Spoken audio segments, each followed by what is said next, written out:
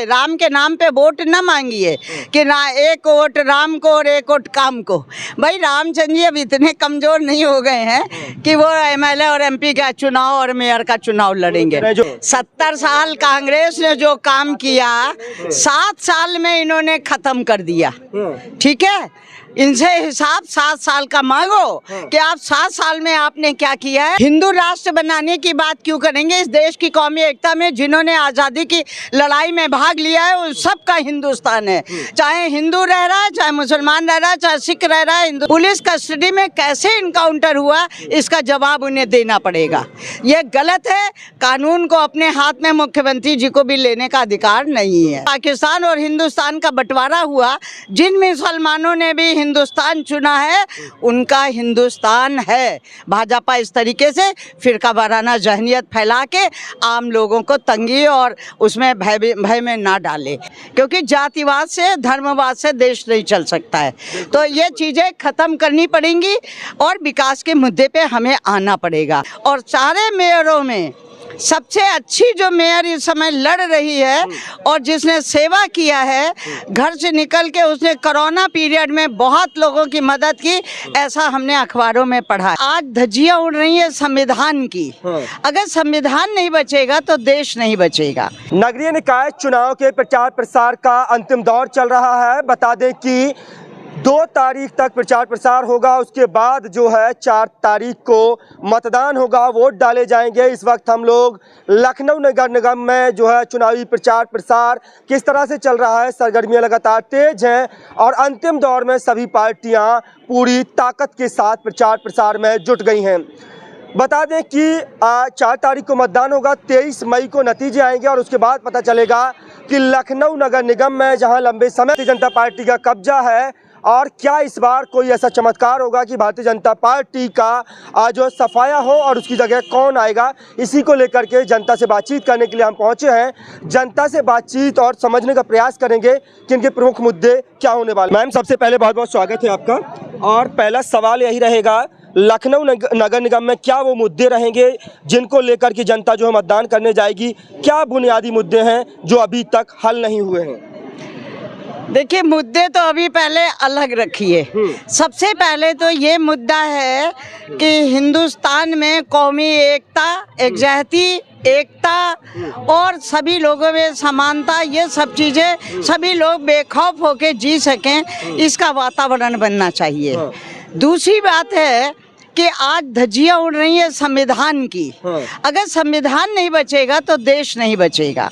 मुझे लगता है कि भाजपा को जो पूरी तरीके से सत्ता दिया गया तो बड़ी उम्मीदें थी और उम्मीद इस बात की थी कि वो चौतरफा विकास करेंगे और भाईचारे को महफूज रखेंगे और वो एकता और अखंडता को, जो संविधान के हमारा मूल मंत्र है, समानता है, सबको साथ लेके चलना है, सभी जातियों का सम्मान करना चाहिए, सभी धर्मों का सम्मान करना चाहिए, लेकिन वो 7 साल से हमको दिखा नहीं। अब प्रश्न ये है कि ये बारी आई है इस समय वर्तमान में कि भारतीय जनता पार्टी के एब्सोल्यूट मेजॉरिटी होने के बाद वो जनता को, जो जनता के विकास के कार्य हैं, उस ओर पूरा ध्यान उन्होंने नहीं दिया। अब जनता को चाहिए कि जब तक विपक्ष मजबूत नहीं होगा, हम लोगों ने अब ये तय कर लिया है कि विपक्ष को मजबूत करेंगे तभी वो सारे लोगों की बात पूछ के और एक बराबरी हो पाएगी। तो आज मुख्यमंत्री भाजपा का है तो हम सब लोग, मैं जनता से भी अपील करती हूँ, एक बुद्धिजीवी हूँ, समझदार हूँ, पढ़ी लिखी हूँ, तो मैं चाहती हूँ कि जनता भी इस पर अमल करे और मेयर अपना विपक्ष का बना दे। और सारे मेयरों में सबसे अच्छी जो मेयर इस समय लड़ रही है और जिसने सेवा किया है, घर से निकल के उसने कोरोना पीरियड में बहुत लोगों की मदद की, ऐसा हमने अखबारों में पढ़ा है। और एक ऑक्सीजन का उस समय इतनी कमी थी, इस समय मियाँ बीबी दोनों ने मिलके काम किया। तीसरी बात है, सभी के हमने वो पढ़े हैं कि वो क्या करेंगे मेयर बन के, लेकिन कांग्रेस की मेयर जो लड़ रही है, संगीता जायसवाल, उनका मैंने पर्चा पढ़ा है। तो उन्होंने जो आजकल लोग गृह कर दे के पर पीड़ित हैं उन्होंने गृह कर माफ़ करने का, जल कर माफ़ करने का, सड़कें अच्छी देने के लिए, पेयजल शुद्ध देने के लिए जो उन्होंने मुद्दे उठाए हैं, दिल को छू लेने वाले मुद्दे हैं। इसलिए पढ़ी लिखी महिलाएं अच्छी हैं। अन्य प्रत्याशियों से मुझे लगता है कि सबसे काबिल वही होगी। और विपक्ष की कांग्रेस पार्टी की चूकी हैं तो अगर नेशनल पार्टी को ही चुनना चाहिए। जाति के उस पे आज ये क्षेत्रीय पार्टियों ने जो यहाँ पे वातावरण बनाया है उससे जनता का विकास नहीं हो सकता है, क्योंकि जातिवाद से, धर्मवाद से देश नहीं चल सकता है। तो ये चीज़ें ख़त्म करनी पड़ेंगी और विकास के मुद्दे पे हमें आना पड़ेगा। तो नेशनल पार्टी को ही चुनना जनता को चाहिए। और मैं जनता से एक आम आदमी के नागरिक होने के नाते अपील करूँगी कि वो केवल नेशनल पार्टी को चुने। राहुल गांधी, मुझे अच्छा लगा कि कम से कम डट के मुकाबला उसने इनसे किया। बिल्कुल।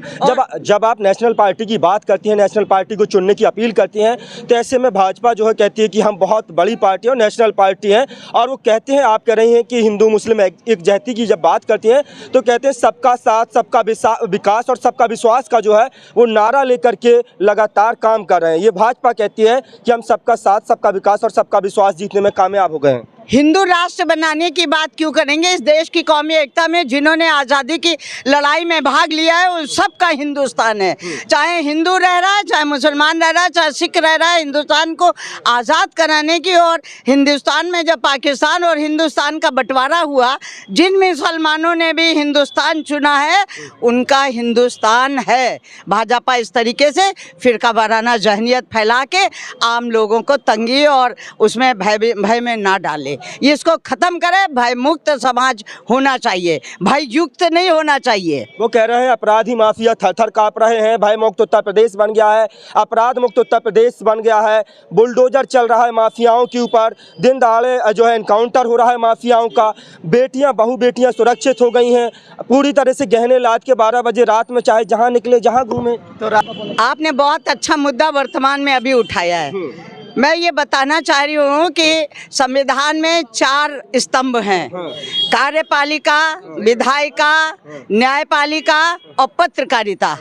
तो अगर जो अभी आपने बताया कि अपराधी को मार दिया, इनकाउंटर कर दिया, तो यदि उसे तो 10 साल की सजा हो गई, वो सजा याफ्ता मुलजिम था और पुलिस की कस्टडी में था, तो फिर आपको कौन सा अधिकार है कि आप उसका इनकाउंटर पुलिस में करिए? पुलिस कस्टडी में कैसे इनकाउंटर हुआ इसका जवाब उन्हें देना पड़ेगा।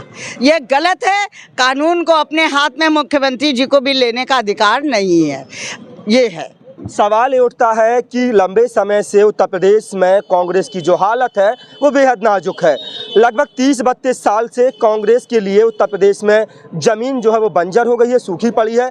ऐसे में भारतीय जनता पार्टी जहां लगातार उनका कमल जो है लहला रहा है, 2014 के बाद लगातार वो चुनाव जीतते आ रहे हैं, छोटे से लेकर के बड़ा चुनाव भाजपा का कमल उसमें खिला है। अब ऐसे में कांग्रेस की बंजर ज़मीन के लिए कमल से कैसे जो है मुकाबला करेंगे आप? हमने खाद इतनी डाल दी है और बीज बो दिए हैं, 24 में आपको पता चल जाएगा कि बंजर जमीन ने फसल कितनी उपजा दी है। और जो लोग भय का वातावरण बना के, जो लोग अफवाहों का बाजार गर्म करके देश को चलाना चाहते हैं, ये अमन, चैन, खुशहाली और तरक्की के रास्ते पे चलेगा।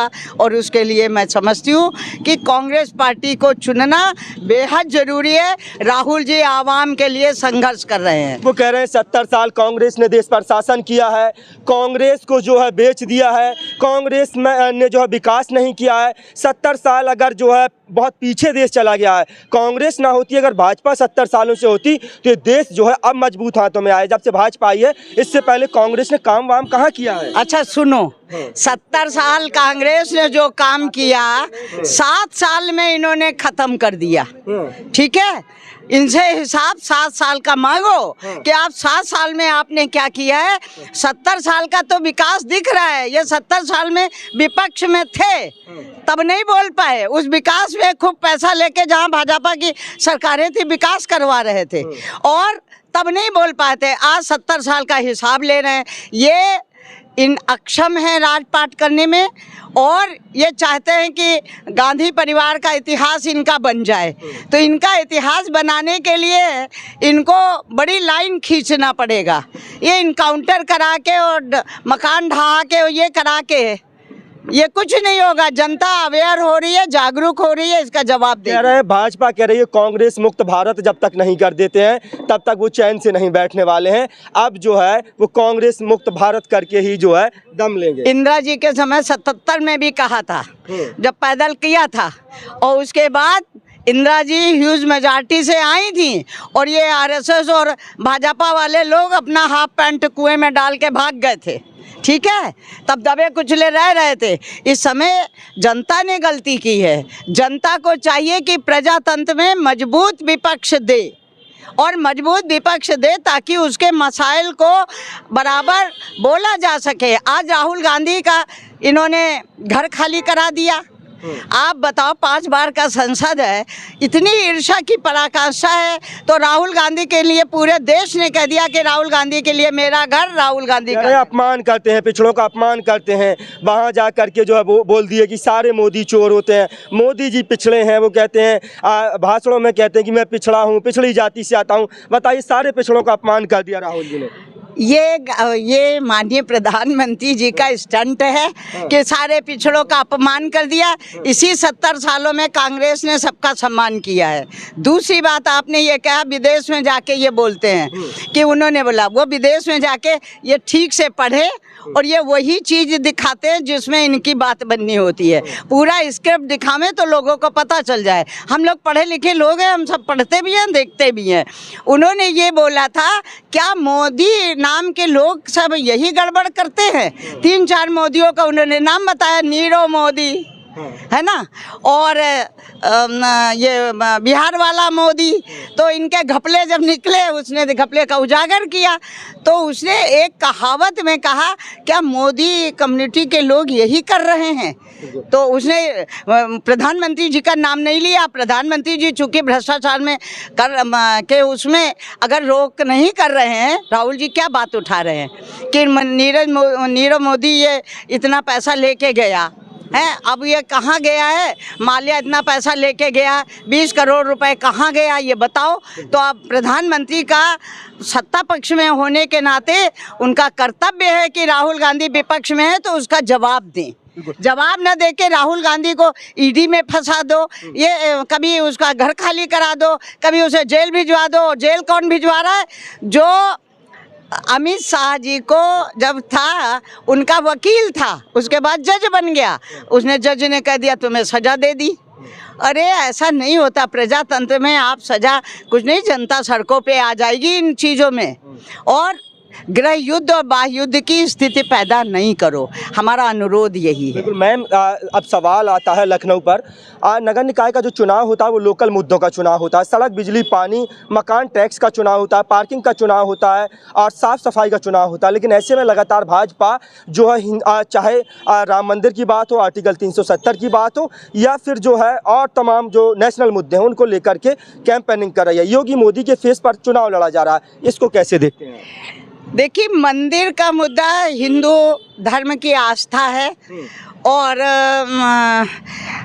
मंदिर के लिए जो ये बात करके वोट मांग रहे हैं, मर्यादा पुरुषोत्तम राम ने, मर्यादा पुरुषोत्तम राम इसीलिए कहलाए वो कि उन्होंने अपने राज्य में राम राज लाके एक धोबी के कहने को भी ध्यान में रखा और आदर्श स्थापित किया।